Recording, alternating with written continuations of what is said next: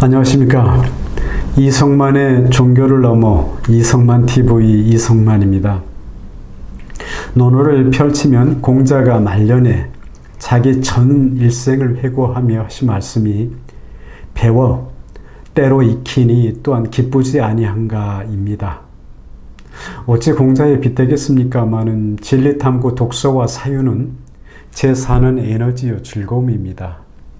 한 시절 교회 목사가 될까를 고민하며 목회를 하면 감당할 수 있는 성도를 200명으로 생각했습니다. 그런데 오늘로 제 유튜브 구독자가 557명이나 됩니다. 과분한 관심이고 응원입니다. 각자의 신앙과 구도에 조금이라도 유익하면 더할 나위 없겠습니다. 요즘 유교의 최고 경전 중용을 음미하고 있습니다. 기원전 5세기 공자의 손자 자사가 지은 것으로 판명된 중용의 제1장 천명장은 그리스도인이요 고도자라면 공부할 필요가 있습니다.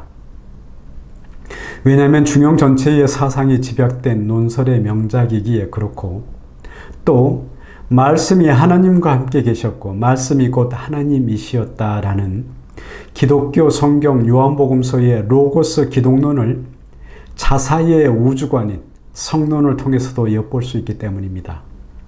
중용 제1장은 하늘이 명하는 것을 성이라 하고, 성을 따르는 것을 도라 하고, 도를 닦는 것을 교라 한다로 시작됩니다. 유교를 한 줄로 나타낸 구절입니다. 그러면서 도라는 것은 나에게서 잠시도 떠날 수 없는 것이라고 말합니다.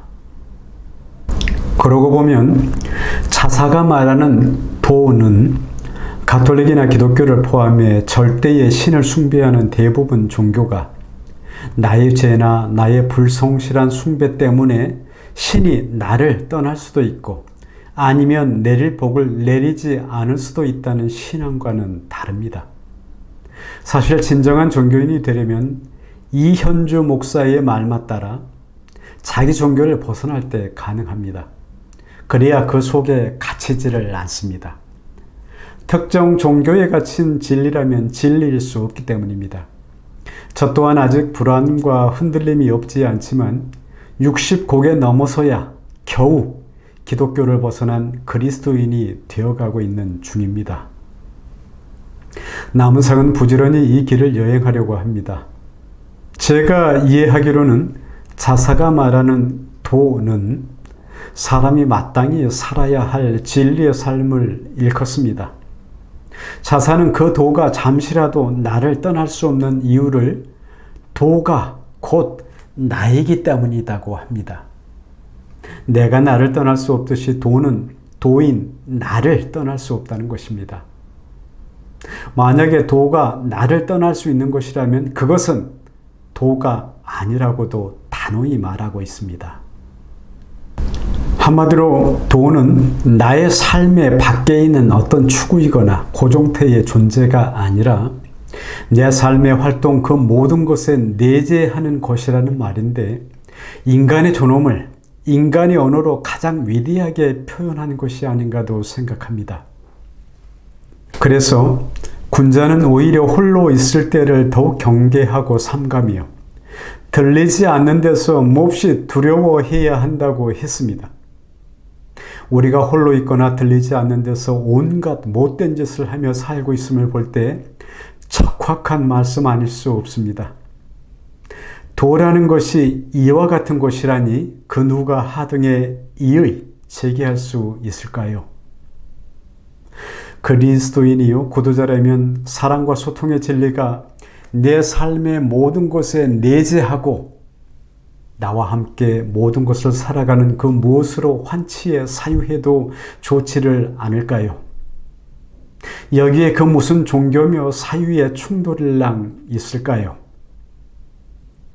그리고 천명장은 중화를 설명하기를, 중이라는 것은 사람의 희노애락이 아직 발현되지 않은 상태로 천하의 큰 근본이라고 하였고, 화라는 것은 사람의 희노애락이 발현되어 상황의 절도에 맞는 언행이라고 하였습니다. 사람이 이 중과 화를 지극한 경지에까지 밀고 나가면 천지가 바르게 자리를 잡을 수 있고 그 사이에 있는 만물이 잘 자라게 된다고 했습니다. 이를 달리 생각해 보면 사람의 희노애락이 발현되지 않는 상태로 지극히 올라가면 우리는 필시 시작의 진리를 마주하게 됩니다. 그렇지 않은가요? 또 사람이 살아가며 자신의 희노애락을 상황의 절도에 맞게 발현하는 지극한 경지에 가면 필시 성인의 경지에 이르고요. 이를 볼 때 자사가 인격의 하늘이라는 표현을 쓰지 않았을 뿐 하늘과 사람 사이의 사랑과 소통의 진리를 에둘러 말하려고 한 것이 아닐까요? 유학에서는 만물을 생성하는 천지를 하늘로 섬기고 또 만물을 돌보는 천지를 하늘의 마음으로 사유하고 있으니 말입니다. 자사가 말하는 도를 영어로는 The Way로 번역합니다. 사람이 걸어가야 할 길이며 나의 삶인 동시에 내가 살아가는 방법을 의미합니다. 그래서 중용이 말하는 도는 믿음의 대상이라기보다 천지와 만물에게도 이로운 나의 존재 방식입니다. 자사는 말합니다. 도는 내가 살아있는 한 나의 몸 그 자체 삶의 모든 순간에 내재한다고. 그러니 도는 잠시라도 쉴 수가 없는 것이라고 말입니다. 서양의 철학자 칸트는 실천 이성을 설정해 궁극적으로 영혼 불멸과 신의 존재와 자유의지를 요청하지만 자사는 삶의 모든 순간에 신을 요청하는 것이 아니라 도를 요청하고 있는 것입니다. 중용에서 도를 닦는 것은 곧 내 몸을 닦는 일입니다. 중용의 도는 내 안에서 하늘을 배양하고 닦는 일입니다. 한마디로 자사가 말하려는 도는 우리 몸속에서 완성되어가는 진리적 삶입니다. 그런데 그것은 고정된 것이 아니고 우리의 전 생애를 통해 끊임없이 생성되어가는 과정입니다. 의요 인인 것입니다. 자사는 인간이 일평생 갈고 닦아 의와 인으로 나아가는 일에 종교적 의미를 부여했다고 볼 수 있습니다. 기독교 성경 복음서의 하나인 요한복음의 저자 요한에게 로고스 기독론이 있었다면 자사에게는 성론이 있었던 것입니다. 로고스 기독론은 신화적 세계관이지만 자사의 성론은 일체의 신화적 주제나 인식의 틀이 거부되는 인문주의적 세계관입니다.